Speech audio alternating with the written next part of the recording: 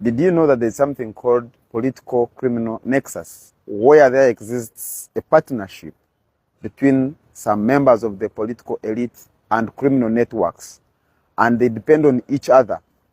The political elite depends on them for voter intimidation, manipulation of elections, and the criminal and funding sometimes, but most importantly, intimidation of voters.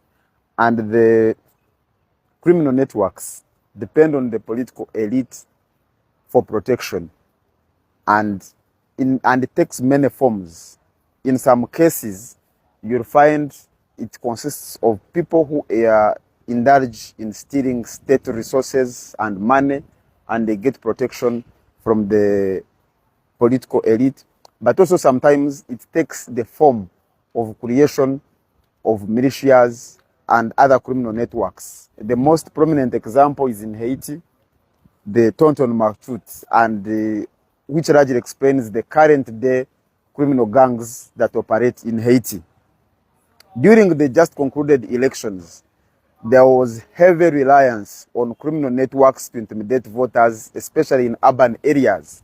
In Kampala here, they presented themselves as ghetto structure.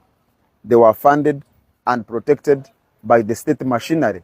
Some of them went to polling stations, intimidated voters, engaged in ballot stuffing in areas of Kampala Central, in areas of Kawempe, and elsewhere.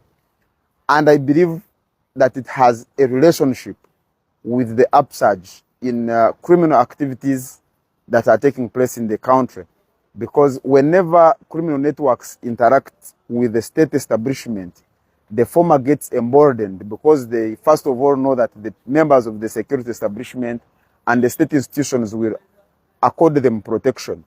So they get more courage and emboldened to engage in criminal activities on account of the protection they receive from the state institutions. And we have seen in Uganda that almost after every election, there is a rise in criminal activities. And I believe it has a relationship with the close cooperation that criminal gangs enjoy with the security networks during the election period.